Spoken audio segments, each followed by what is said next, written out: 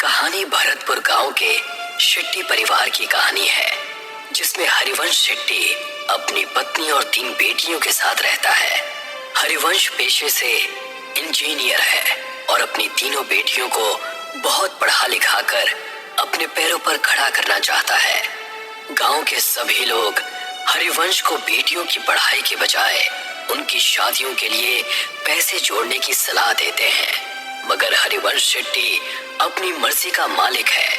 वो किसी की नहीं सुनता सिवाय अपने। एक दिन अपने ऑफिस जाते हुए हरिवंश को रास्ते में उर्मिला चाची मिलती है। बेटा, मैंने तुम्हें मना किया था ना बेटियों को इतना पढ़ाने से, मगर मैंने सुना है तू उन्हें विदेश भेजने की तैयारी कर रहा है। हाँ चाची, आजकल के बच्चे पढ़े लिखे होते हैं और सब अपने पैरों पर खड़े होते हैं। मैं भी अपनी बेटियों को बहुत पढ़ाना लिखाना चाहता हूँ। एक बार अपने पैरों पर खड़ी हो जाए, उसके बाद शादी की सोचेंगे। मगर बेटा, उनकी शादी। ओफो चाची, अभी वो तीनों बहुत छोटी हैं। तुम उनकी चिंता मत करो, मैं हूँ ना, मैं सब संभाल लूंगा। इतना कहकर हरिवंश अपने ऑफिस के लिए निकल जाता है। उसके ऑफिस पहुंचते ही उसे खबर मिलती है कि गांव में भूकंप आया है और सब बर्बाद हो गया है। हरिवंश वापस घर पहुंचता है और देखता है कि उसका पूरा गांव बर्बाद हो गया है। अरे ये सब क्या हो गया? मैं तो लुट गया, बर्बाद हो गया। अब कैसे सब हो पाएगा? मेरी बेटियां कैसे विदेश जाएंगी और आगे की पढ़ाई करेंगी? अजी, नुकसान तो पूरे गांव का हुआ है, मगर भगवान की कृपा है कि हम में से किसी को कुछ नहीं हुआ। सभी लोग जल्दी से जल्दी गांव को खाली कर दो। सरकार ने कहा है यहाँ अभी और बड़े भूकंप आने वाले हैं। देखते ही देखते पूरा गांव नदी पार करने के लिए इकट्ठा हो जाता है। सभी नदी के किनारे खड़े चिट्ठी का इंतजार करते हैं। वहीं हरिवंश शेट्टी का परिवार भी अपने नंबर का इंतजार करता है। हरिवंश किसी सोच में डूबा है, तभी उसके कंधे पर कोई हाथ रखता है।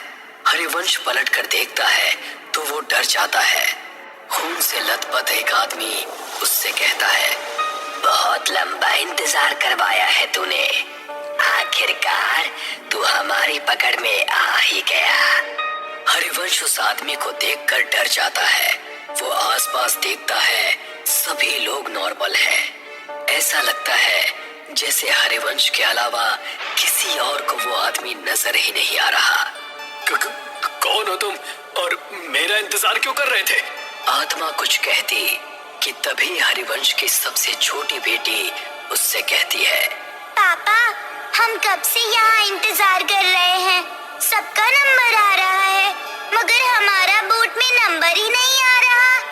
अब तो मुझे बहुत जोर से भूख भी लग रही है। क्या दिन देखने पड़ रहे हैं ना इंजीनियर। जब अपनों के साथ कुछ बुरा होता है ना, तो हमें कहीं चैन नहीं मिलता। सही कहा ना मैंने? मगर तुम हो कौन और मुझसे क्या चाहते हो?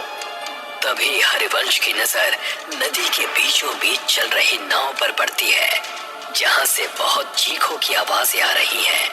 नाव नदी के बीच हिचकोले खाने लगती है।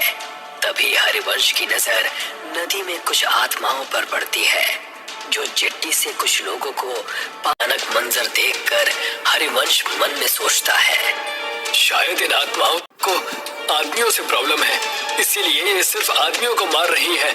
अगर मैं मेरे परिवार के साथ गया तो ये मेरे साथ साथ उन्हें भी नुकसान पहुंचा सकती हैं, जो मैं बर्दाश्त नहीं कर सकता।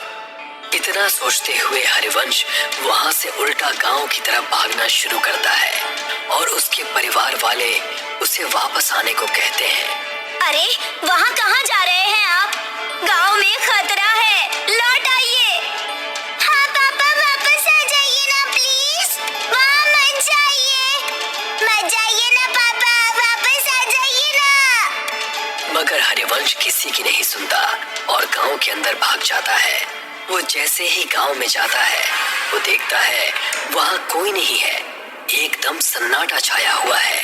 हरिवंश अपने उजड़े हुए गांव को चारों तरफ से देखता है। तभी उसे एक आत्मा उसकी ओर दौड़ती हुई नजर आती है। हरिवंश अपनी जान बचाकर वहां से भागता है। भागते भागते थक जाने के बाद हरिवंश एक सरकारी स्कूल की बिल्डिंग के बाहर बैठ जाता है। वहां भी उसे सब उजड़ा हुआ दिखता है। तभी दो छोटे बच्चों की आत्मा हरिवंश के पास आती है और उससे कहती है, अंकल, हम तो मासूम से बच्चे थे ना, आपने हमें क्यों मार दिया? अब आपका नंबर है। मैं इन बच्चों को क्यों मारूंगा भला? मैं खुद बेटियों का बाप हूँ। हे भगवान, ये सब क्या हो रहा है मेरे साथ? वहाँ मेरा परिवार भी अकेला है। मुझे लगता है इन सबको कोई गलतफहमी हो रही है। हरिवंश ऐसा मन में सोच रहा होता है कि तभी एक भयानक औरत की आत्मा वहां आ जाती है और हरिवंश से कहती है, जब अपने परिवार से इतना प्यार करते हो तो दूसरों के बारे में कभी क्यों नहीं सोचते? अब तुम मरोगे और बहुत बुरी मौत मरोगे। हरिवंश ये सब देखता है और फिर इधर उधर भागने लगता है। वो भागते भागते वापस नदी के किनारे आ जाता है, मगर इस बार वो देखता है कि वो जहाँ खड़ा है वहाँ कोई भी नहीं है। तभी वो देखता है एक और चिट्ठी नदी के अंदर जा रही है, जिस पर कुछ आत्माएं हमला करती हैं। हरिवंश को ये पहले समझ में नहीं आता। तभी वो देखता है कि गांव की तरफ से दौड़ती हुई आत्माएं हरिवंश के पास आ रही हैं। अब मेरा बच पाना मुश्किल है भगवान, मेरे परिवार का ध्यान रखना। तभी सामने से आती हुई आत्माएं उस पर जैसे हमला करती हैं। हरिवंश का पांव टकराता है और वो गिरते गिरते बचता है। वो अपनी नजर घुमाता है तो वो देखता है कि नदी पर एक पुल बना हुआ है। ऐसा कैसे हो सकता है? अभी तो यहाँ कुछ भी नहीं था, ये पुल कहाँ से आ गया? हरिवंश को लगता है कि शायद इस मुश्किल घड़ी में उसे कुछ समझ में नहीं आ रहा है। ये पुल पहले से ही यहाँ होगा, मगर उसने नोटिस नहीं किया। हरिवंश बिना कुछ सोचे समझे उस पुल पर चढ़ जाता है और वहां से दूसरी तरफ भागना शुरू करता है। भागते भागते वो ब्रिज के सेंटर में आ जाता है और यहाँ पहुँचते ही उसकी नजर नदी की दूसरी तरफ पड़ती है, जहाँ उसका परिवार उसे बुला रहा है। हाँ सुधा, मैं आ रहा हूँ। हाँ बेटा, मैं बस अभी आया। हरिवंश जैसे ही कुछ कदम पुल की दूसरी तरफ दौड़ता है, उन दो बच्चों की आत्माएं उसके सामने आकर खड़ी हो जाती हैं। वो उन्हें देखकर डर जाता है और पलट कर देखता है। वो देखता है बहुत सारी डरावनी आत्माएं उसे घूर रही हैं। नहीं, अब मेरा बच पाना मुश्किल है। मुझे तो मेरा कसूर भी नहीं पता है। पता नहीं ये सब मेरे पीछे क्यों पड़ गए हैं। तभी उनमें से एक आदमी की आत्मा हरिवंश को कहती है, मैं इसे छोड़ूंगा नहीं। इसकी वजह से मुझसे मेरा परिवार छिन गया। इस आदमी का जिंदा रहना बहुत खतरनाक है। अगर आज हमने इसे छोड़ दिया तो ना जाने ये कितने और लोगों को मौत के घाट उतार देगा। मुझे छोड़ दो। आप सबको कोई गलतफहमी हुई है। मैंने किसी का कुछ नहीं बिगाड़ा। तभी एक दूसरी आत्मा हरिवंश के पास आती है और कहती है, हरिवंश, तुम्हें याद है जब सरकार की तरफ से तुम्हें सरकारी स्कूल बनाने का ठेका नहीं मिल रहा था तो तुमने पैसे देकर वो टेंडर अपने नाम पर ले लिया था? तुम वो 5 साल पुराने टेंडर की बात कर रहे हो? हाँ, क्योंकि मुझे वो प्रोजेक्ट किसी भी कीमत पर चाहिए था। मेरी बेटियां शहर में पढ़ने जाती हैं और वहाँ की फीस बहुत ज्यादा है। मैं गांव में रहने वाला इंजीनियर भला उनके सपनों को कैसे पूरा कर पाता? तो मैंने रिश्वत देकर वो टेंडर अपने नाम करवा लिया था। मगर किसी को इस बात से क्या प्रॉब्लम हो सकती है? हरिवंश के ऐसा कहते ही वो स्कूल के बच्चे उसके सामने आकर कहते हैं, अंकल, अगर आप वो टेंडर नहीं लेते तो आज हम जिंदा होते। इसका क्या मतलब है? इसका सिंपल सा मतलब है अंकल कि आपने बच्चों के भविष्य का ध्यान रखा, मगर गांव में रहने वाले गरीब परिवार के बच्चों का ध्यान नहीं रखा। तभी आपने टेंडर अपने नाम किया, मगर उसमें भी पैसा बचाने के चक्कर में आपने घटिया मटेरियल का यूज किया, जिसकी वजह से हमारा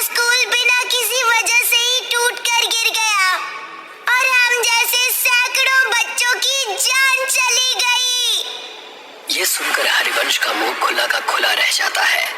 वो कुछ कहता कि तभी एक औरत हरिवंश के पास आती है और उससे कहती है, इंसान नहीं, राक्षस है तू।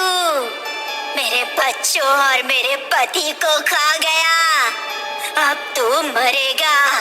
तेरे घर वाले तेरे मरने का तमाशा देखेंगे। उन आत्माओं की भीड़ में से 2 आदमियों की आत्माएं निकलती हैं और हरिवंश को हवा में उल्टा लटका देती है। उल्टा लटका हरिवंश उनसे कहता है, मेरी गलती माफी लायक तो नहीं है, मगर फिर भी मैं आप सबसे हाथ जोड़कर माफी मांगता हूँ कि मेरी भूल को माफ कर दो। तभी आत्माओं की शक्ति से उल्टा लटका हरिवंश गोल गोल चक्री के जैसे घूमने लगता है। तूने कोई भूल नहीं की इंजीनियर, तूने तो सब सोच समझ कर किया है, और जो तूने किया है ना, उसे पाप कहते हैं। पाप की माफी नहीं होती, उसकी सजा होती है, जो अब तुझे हम देंगे। नहीं नहीं, मैंने कुछ भी जानबूझकर नहीं किया। प्लीज मुझे माफ कर दो, प्लीज जाने दो। हाँ हाँ, आज तुझे इस दुनिया से भेजने ही तो आए हैं। तू शायद भूल रहा है इंजीनियर, तूने गांव का सिर्फ वो स्कूल ही नहीं बल्कि म्यूनिसिपल का हॉस्पिटल भी बनाया था। गांव में ऐसे कई छोटे बड़े प्रोजेक्ट हैं जो तूने पूरे किए थे। और हाँ, आज जो ये तू इस ब्रिज में झूल रहा है, ये भी तो तूने ही बनाया था। तुझे अंदाजा भी है कि तेरे बनाए गए सभी प्रोजेक्ट्स का एक जैसा ही हाल हुआ है, तो तू 1-2 नहीं बल्कि हजारों मौतों का अकेला जिम्मेदार है। ये सब सुनकर हरिवंश को अपनी सारी काली करतूतें याद आ जाती हैं और वो उन सब से कहता है, हाँ, मैं सब कुछ स्वीकार करता हूँ। मैं सारी गलतियां मानता हूँ। मैं इन सब का दोषी हूँ, मगर हर माँ बाप अपने बच्चों की खुशी के लिए कुछ भी करता है, तो मैंने भी मेरे बच्चों के भविष्य के लिए ऐसा किया था। हालांकि मैं अब ये बात मानता हूँ कि मैंने जो भी किया वो सब गलत था। हरिवंश की माफी से किसी को कोई फर्क नहीं पड़ता और देखते ही देखते वो आत्माएं वहां से एक एक करके गायब होने लगती हैं। हरिवंश को समझ में नहीं आता कि ये सब क्या हुआ। वो हवा में उल्टा लटका हुआ है, उसे पुल पर कोई नहीं दिखता, सब गायब हो जाते हैं। वहां उसके परिवार को चिट्ठी मिल जाती है। वो दूर से ही अपने परिवार को नदी की दूसरी तरफ जाते हुए देखता है। जिस ब्रिज के ऊपर वो उल्टा लटका है, वो ब्रिज भी धीरे धीरे गायब हो रहा है।